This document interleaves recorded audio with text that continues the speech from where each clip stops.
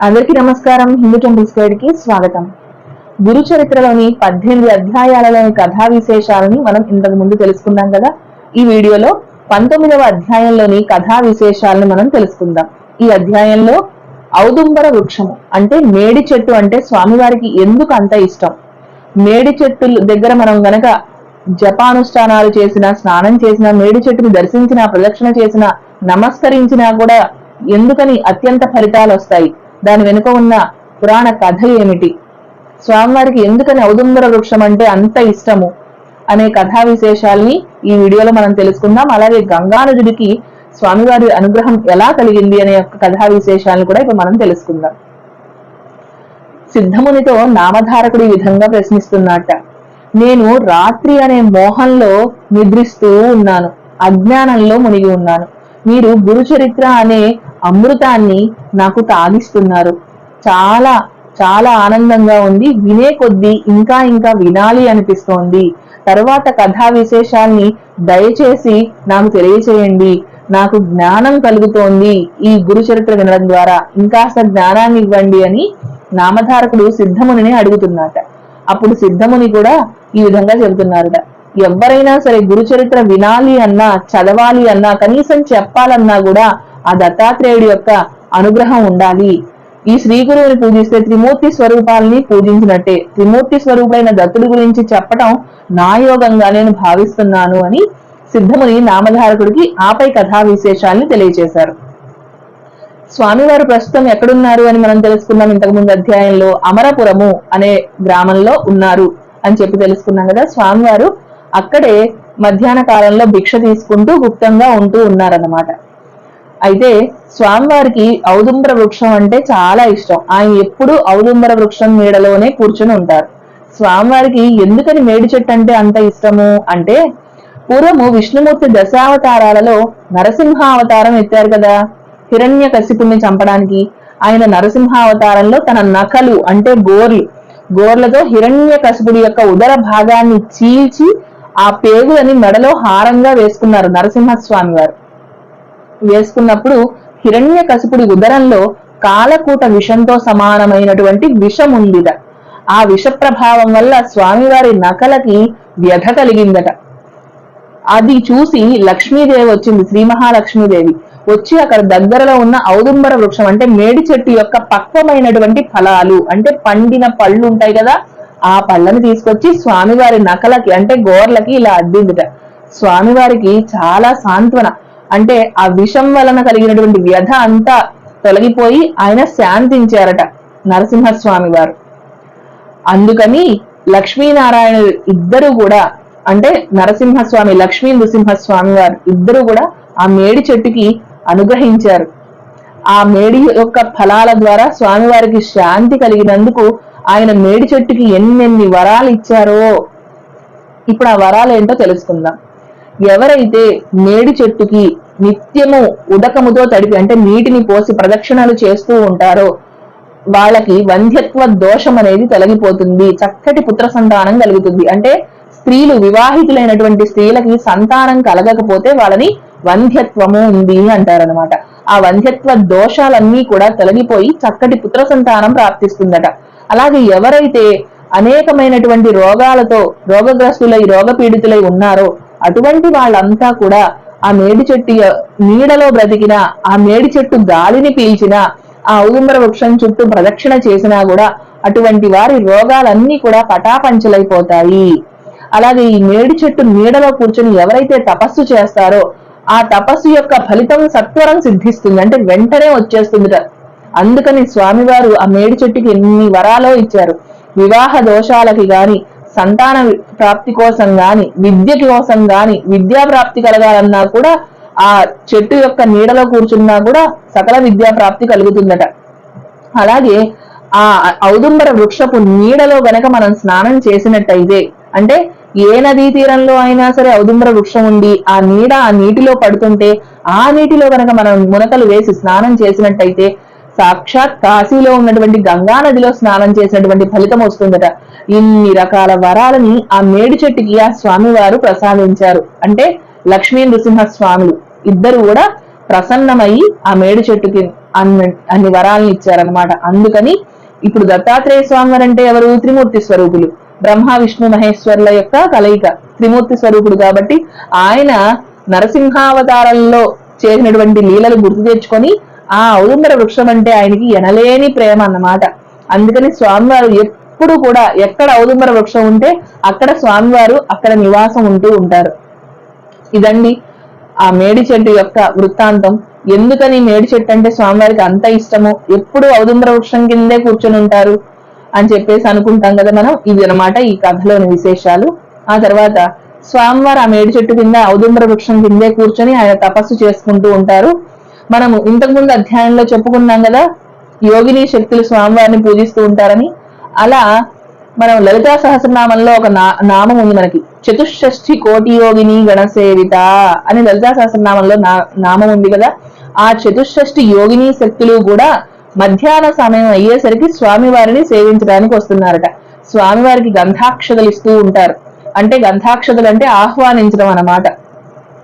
ఎవరినైనా మనము ఏదన్నా వివాహాది శుభకార్యాలకి పిలిచేటప్పుడు ఎలా పిలవాలి అనే శాస్త్రం ఏంటంటే, తప్పకుండా మీరు కార్యక్రమానికి విచ్చేసి గంధాక్షతలు తీసుకోవాల్సిందిగా ప్రార్థన అనేది పిలుపు, ఆహ్వానం.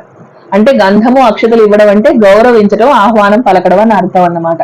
స్వామివారికి గంధము అక్షతలు ఇచ్చి వారు స్వామివారిని అంటే చతుషష్ఠి యోగిని శక్తులు కూడా స్వామివారిని ఆహ్వానించి వాళ్ళ పురానికి తీసుకుని వెళ్లి స్వామివారికి భిక్షనిచ్చి మళ్ళీ తీసుకుని ఔదుంబర వృక్షం దగ్గర విడిచిపెడుతున్నారట ఈ యోగిని శక్తులు, చతుషష్ఠి యోగిని శక్తులు కూడా.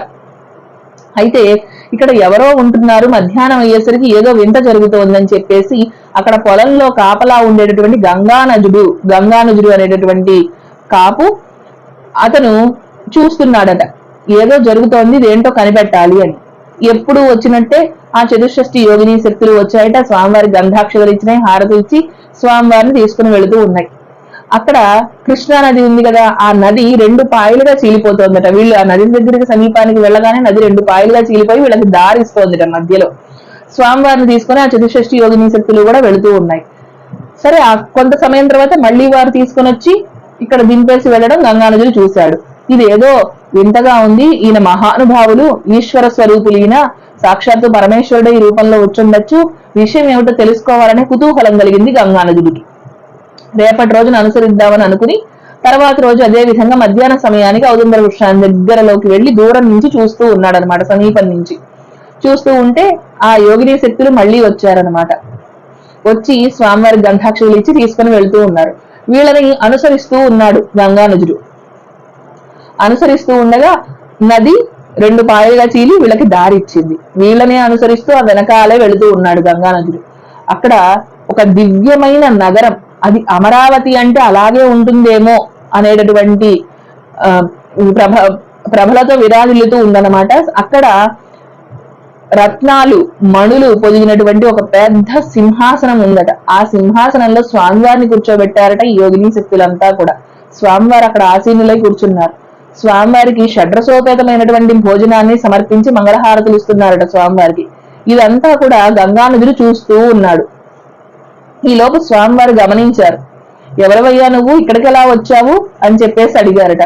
స్వామి, నేను చేసింది అపరాధమే, మిమ్మల్ని అనుసరించడం నా తప్పే, కానీ మీరు ఈశ్వర స్వరూపులుగా నాకు కనిపించారు, ఆ శక్తి మిమ్మల్ని చూడాలి అని చెప్పి కుతూహలంతో నేను ఇక్కడికి వచ్చాను. నేను చేసిన తప్పును దయతో, పెద్ద మనసుతో మీరు నన్ను మన్నించండి, మన్నించి అజ్ఞానంలో ఉన్నటువంటి వాడిని నన్ను జ్ఞానాన్ని ఇవ్వండి, నన్ను ఉద్ధరించండి మహాప్రభో అని చెప్పి సాక్షాత్కరి స్వామివారికి సాష్టాంగ దండ ప్రణామాలు చేసి వేడుకున్నట్ట. అతని భక్తికి మెచ్చి స్వామివారు ప్రసన్నులయ్యారు.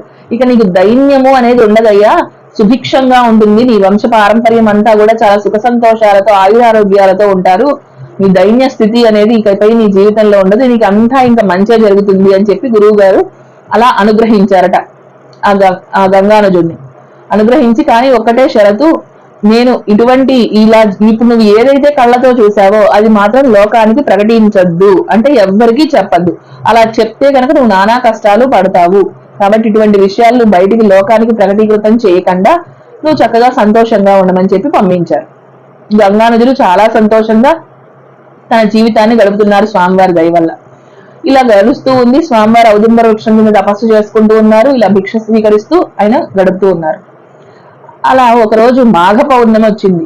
గంగానదుడు మాఘ పౌర్ణమి విశేషాలు ఆ నోట ఈ నోట విన్నాడు. విని ఎలాగైనా గురువు గారిని అడగాలి, ఈ విశేషం ఏమిటి, మాఘ స్నానం ఏమిటి, మాఘ పౌర్ణమి ఏమిటి, ఈ విశేషాలు స్వామివారిని అడిగి తెలుసుకోవాలని ఆతృతతో స్వామివారి కాళ్ళు కడిగి ఆ నీళ్లు తన నెత్తిన జల్లుకొని గురుభక్తితో నమస్కారం చేసి, గురువుగారు స్వామివారు ఇలా నాకు ఒక సందేహం ఉందండి, మాఘ పౌర్ణమి అంటూ ఉంటారు, మాఘ స్నానం అంటారు, అసలు ప్రయాగ్ అంటే ఏమిటి, కాశీక్షేత్రం అంటే ఏమిటో కూడా నాకు తెలియదండి, నేను ఒక అజ్ఞానిని, దయచేసి నాకు ఈ మహత్యాన్ని ఏంటో తెలియచేయండి అని అడిగాట గంగానదుడు. స్వామివారు చెప్పారు, నువ్వు ఎక్కడికో వెళ్లాల్సిన అవసరం లేదయ్యా, ఈ ఔదుంబర వృక్షం దగ్గర కూర్చొని ఈ నీడలో ఉన్నటువంటి ఆ కృష్ణా నదిలో నువ్వు స్నానం చేస్తే సాక్షాత్తు గంగా నదిలో స్నానం చేసినటువంటి ఫలితమే వస్తుంది. కాశీ క్షేత్రం లాగే ఈ క్షేత్రం కూడా, ఇక్కడ 3 తీర్థాలు ఉన్నాయి కదా, ఈ 3 తీర్థాల్లో స్నానం చేస్తే ప్రయాగలో స్నానం చేసినటువంటి ఫలితం కలుగుతుంది. అయినా సరే నువ్వు అడిగావు కాబట్టి నేను నీకు ఒక అద్భుతాన్ని చూపిస్తాను, కళ్ళు మూసుకోమని చెప్పి నా పాదుకలని నువ్వు గట్టిగా పట్టుకో అన్నారట. అతడు పరమ భక్తితో స్వామివారి మీద నమ్మకంతో స్వామివారి పాదుకలని అలా గట్టిగా పట్టుకున్నాడు. అంతే మనోవేగంతో వాళ్ళిద్దరూ కూడా ప్రయాగలో ఉన్నారన్నమాట. అంటే ఇలా తలుచుకోగానే వాళ్ళు అక్కడ ప్రయాగలో దిగిపోయారు. ప్రయాగలో స్నానం చేశారు. ఆ తర్వాత కాశీ పట్టణానికి వెళ్లారు. వెళ్ళి అక్కడ స్వామివారిని, విశ్వనాథుడిని, విశాలాక్ష అమ్మవారిని, అన్నపూర్ణ అమ్మవారిని వాళ్ళందరినీ దర్శనం చేసుకున్నారు. మళ్ళీ అదే మనోవేగంతో వెంటనే గయ్యకి వెళ్లారు. అక్కడ కూడా జపము తపము ఇలాంటివన్నీ చేసుకొని మళ్ళీ సూర్యాస్తమయం అయ్యే లోపలే మళ్ళీ ఇక్కడికి వచ్చేసారన్నమాట. ఈ అద్భుతాన్ని గంగానదుడు ఆస్వాదించాడు. ఆహా స్వామి, నా జన్మ తరించింది, నేను వివరించండి ఎలా ఉంటుందో నాకు తెలియదు, నేను అజ్ఞానంలో ఉన్నాను, అసలు అవంటే ఏంటో కూడా నాకు తెలియదు అని అడిగితే, సాక్షాత్తు నాకు మాఘ పౌర్ణమి ఇంతటి విశేషమైన రోజున నాకు ఆ దర్శనాలన్నీ కలిగించారు అని చెప్పి ఆనంద బాష్పాల్ని చిందిస్తూ స్వామివారికి అమితమైన గురుభక్తి, ఇంకా ఇంకా భక్తి అనేది పెరిగిపోయింది గంగానదుడికి. నమస్కరించి సంతోషంగా ఇంటికి వెళ్ళిపోయాడు. ఆ తర్వాత స్వామివారు ఇక్కడ ఉండటం వలన లోకానికి నేను ఎవరు అనే విషయం తెలుస్తుంది, ప్రకటీకృతం అయిపోతుంది. దాని వలన దొంగ భక్తులు ఎక్కువైపోతారు. అంటే నిజమైన భక్తితో ఉండేటటువంటి వాళ్ళ భక్తుల కోరికలని భగవంతుడు ఎప్పుడు తీరుస్తాడు. కానీ భక్తులము అనేటటువంటి ఒక ముసుగు వేసుకుని దొంగ భక్తులు ఉంటారన్నమాట.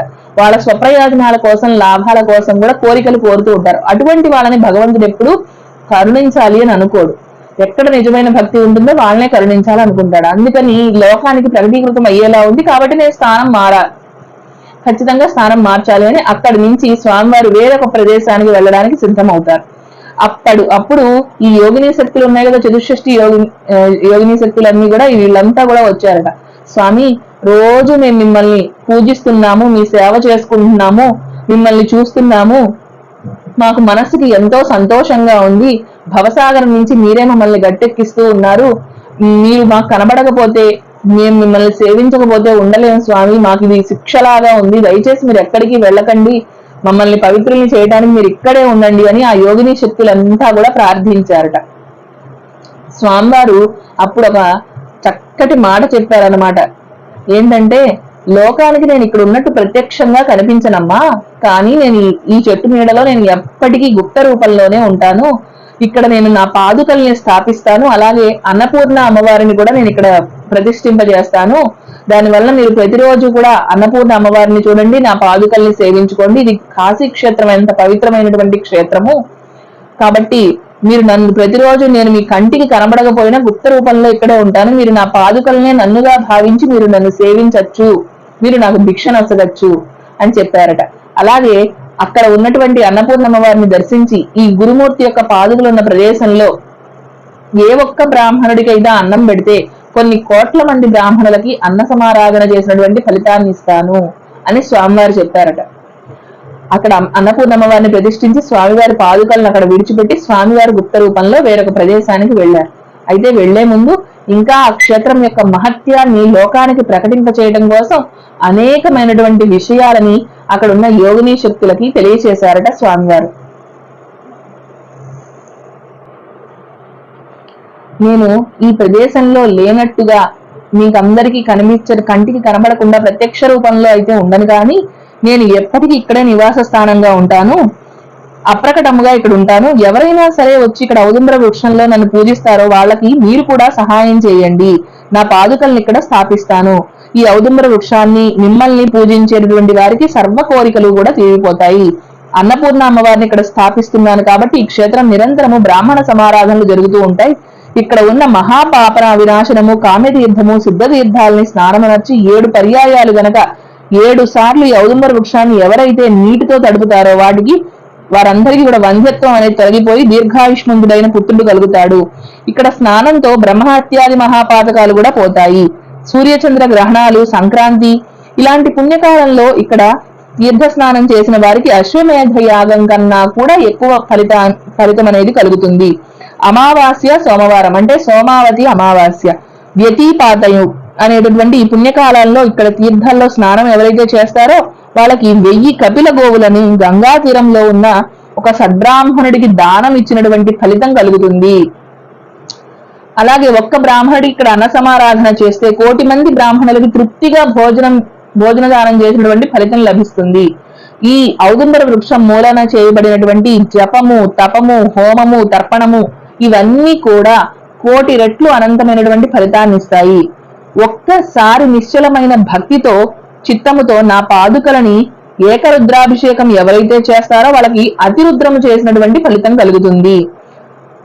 మందగతిగా ఈ వృక్షానికి పాదుకలకి ప్రదక్షిణ చేస్తే, మందగతిగా అంటే భక్తి లేకపోతే ఏదో చేయాలి అనే ఉద్దేశంతో చేసినప్పటికీ, అంటే భక్తి లేకుండా తిరిగినప్పటికీ వాళ్ళ అడుగడుక్కి వాజపేయి యాగం చేసినటువంటి ఫలితాన్ని పొందుతారట వాళ్ళు. కాబట్టి 1,00,000 పర్యాయాలు ఈ వృక్షానికి ప్రదక్షిణ చేసే వారికి కుష్ఠరోగం కూడా నశించిపోతుంది. అంగహీనులకి అంగవైకల్యం కూడా పోతుంది. నేను లోకం దృష్టికి ఇక్కడ భీమా అమరజ సంగము ఉన్న గంధర్వ నగరానికి వెళుతున్నాను. అంటే ఇక్కడ నేను గుప్త రూపంలో ఉంటాను, ఎప్పటికీ ఉంటాను. ఈ పాదుకలే నేను. అయితే భీమా అమరజ సంగమంలో ఉన్న గంధర్వపురం అంటే గాణుగాపురం. నేను లోకానికి గాణుగాపురం వెళుతున్నాను, అక్కడ ఉంటాను అని తెలుస్తుంది. కానీ నేను ఎప్పుడు మీకోసం ఇక్కడే ఉంటాను, కానీ గుప్తముగా కూడా ఇక్కడ కూడా ఉంటాను, మీరేమి బాధపడద్దు అని చెప్పి వాళ్ళందరినీ ఓదార్చారట స్వామివారు, ఆ యోగిని శక్తులందరినీ కూడా. అయినను గురునాథుడు సర్వగతుడు అవడం వలన ఈ అమరపుర క్షేత్రంలో ఉన్నారు. గురుమూర్తి చరిత్రము కామధేనువులాగా భక్తితో ఎవరైతే వింటూ ఉంటారో వాళ్ళ యొక్క సర్వాభీష్టాలు కూడా నెరవేరిపోతాయి. కాబట్టి భావికులకు ప్రతివారు స్వామివారిని సేవించి వారి వారి అభీష్ట సిద్ధిని పొందుదురుగాక. స్వామివారి గురు చరిత్రని ఎవరైతే భక్తితో వింటారో వాళ్ళ యొక్క సర్వ కోరికలు కూడా, సర్వాభీష్టాలు కూడా నెరవేరిపోతాయి అని చెప్తున్నారు. అలాగే గురు చరిత్ర వినాలన్నా కూడా, చదవాలన్నా కూడా, చెప్పాలన్నా కూడా స్వామివారి అనుగ్రహం ఉండాలి. ఇప్పుడు మన హిందూ టెంపుల్స్ గైడ్ ఛానల్లో 7 లక్షల పైన సబ్స్క్రైబర్స్ ఉన్నారు. ఉన్నంత మాత్రం చేత వాళ్ళందరూ గురు చరిత్ర వినగలరా అంటే అలా వినడానికి కూడా స్వామివారి అనుగ్రహం ఉండాలట. స్వామి అనుగ్రహం లేకుండా ఎవరు వినలేరు, చదవలేరు, పారాయణ చేయలేరు, కనీసం చెప్పడానికి కూడా అవకాశం ఉండదు. చెప్పేటటువంటి వాళ్ళకు కూడా ఎంతో అదృష్టం ఉండాలి, స్వామివారి దయ ఉండాలి. ఆయన అనుగ్రహం లేకుండా ఏది జరగదు. ఆ దత్తాత్రేయుడు త్రిమూర్తి స్వరూపుడు, ఆయన యొక్క అనుగ్రహం ఉంటే సర్వదేవతల అనుగ్రహం కూడా ఉన్నట్టే. అవధూత చింతనం శ్రీ గురుదేవ దత్త. జై గురుదత్త.